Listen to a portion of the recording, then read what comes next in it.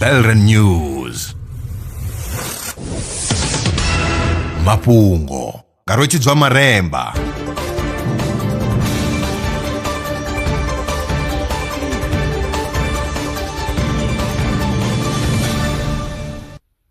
Ndo livhuwa vhukuma zwa zwino ndi tshifhinga tsha mafhungo. Ice ya Greenland i khou noka nga u ṱavhanya nahone ri sathu vhonwa. Vhorasaintsi vha University ya Barcelona kha ḽa Spain vha ri u noka hu songo ḓoweleaho hu khou vhangwa nga tshanduko ya kilima. Ngudo yavho yo wana uri zwiwo zwa u noka ha ice zwi khou bveledza maḓi manzhi u fhira tshifhinga tsho fhelaho.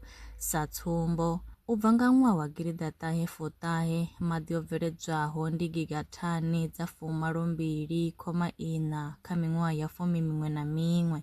Bammbiri ya tsedzuluso Record-breaking Greenland ice sheet melt events under recent and future climate yo gandiswa kha dzhenele ya Nature Communications.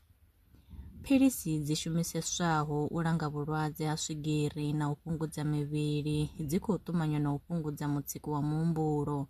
Vhorasaintsi vha ri philisi dza Ozempic na Wegovy dzi na mbuyelo kha u fhaṱa mutakalo wa muhumbulo wo khwaṱhaho. Ngudo yo ḓisendeka nga data ya vhathu vha hovhelelaho zwigidi zwa ḓana vhe vha ṱolwa vhukati ha ṅwaha wa 2009 na 2022. Tsedzuluso yo anḓadzwaho kha dzhenale ya The Lancet Psychiatry yo rangwa phanḓa nga University ya Eastern Finland.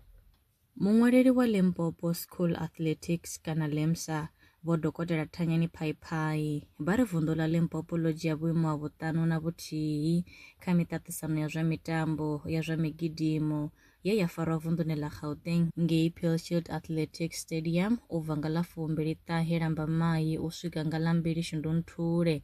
Kha ri pfe Vho Dokotela Phaiphai vha tshi dodombedza nga vhuḓalo. Mafhungo nga u angaredza ane musi ri tshi khou amba nga miṱaṱisano ya athletics ine ye ya vha hone kha vunḓu ḽa ngei Gauteng. Ri wana uri vunḓu ḽa Limpopo kha sia ḽa mitambo ya migidimo vho imelelwa nga tshigwada tsha vhagidimi vha 131 vhe vha ḓo ya ngei stadium tsha Pillshield Athletics tshine tsha wanala ngei kha vunḓu ḽa Gauteng u bva nga dzi 29 dza April u swika nga dzi 2 dza May 2026.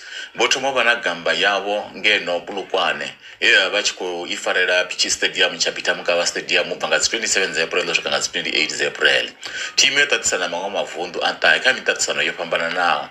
Hei ya ḓo kona u dzhia vhuimo ha vhuṱanu na vhuthihi vhune kha uvho vhuimo vunḓu ḽa Limpopo ḽo kona u wana mimedala miraru ya gold, miraru ya silver na miṱanu na miraru ya bronze ine yoṱhe tshi ṱangana ya kona u vha mimedala ya 14.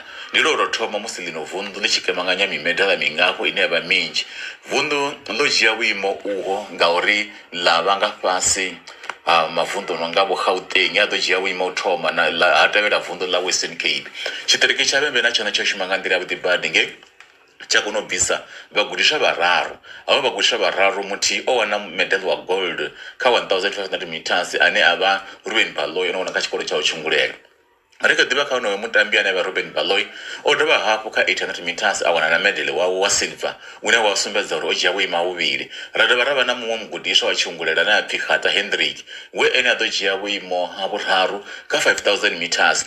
Havha vhagudiswa vhavhili vhane vha wana kha tshikolo tsha tshungulela vha nga fhasi ya vhurangaphanḓa vho makhomiswana ndi vhone vhane vha khou vha gudisa uri vha nga tambisa hani, vha nga gidimisa hani u itela uri heḽi no vunḓu na ḽonevho ḽi kone u vha ḽine ḽa vhalea.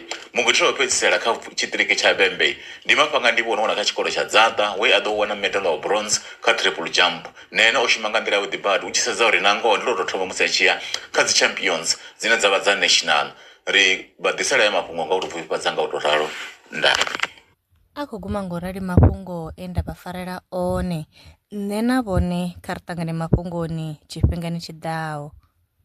Lwa miṅwaha I fhiraho fusumbe dzina ḽithihi fhedzi ndi ḽone ḽi bvaho phanḓa khou endedza vhadzulapo vha ḽa Afrika Tshipembe. Mulaudzi Transport Service ndi khamphani yavho ine ya vha endedza u ya na u vhuya mishumoni nyendo dza kule na tsini hu tshi katela na u welekanywa mikano ya mashango a tsini na Afrika Tshipembe. Ri vha endedza vha swika hune vha khou ya vho tsireledzea. Arali vha tshi ṱoḓa u bva nga tshigwada u dzhenela vhuṱambo vhufhio na vhufhio kha vha ri fhulufhele ngauri ri ḓo vha swikisa nga tshifhinga. Vha nga ri kwama kha nomboro dzi tevhelaho 083 227 0606. Mulaudzi Transport Service. No place is too far to reach.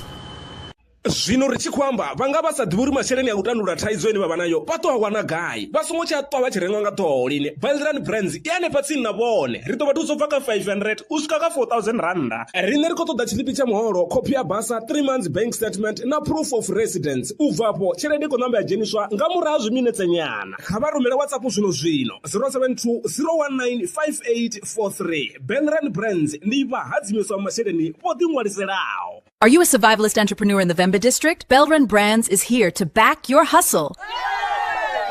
Get a loan from just 500 rands up to 4,000 rands designed to grow your business. All you need is 6 months of bank statements, 6 months of sales records, your South African ID, and proof of residence. Apply today on WhatsApp 07201958843. Belran Brands, empowering entrepreneurs, building communities. Terms and conditions apply.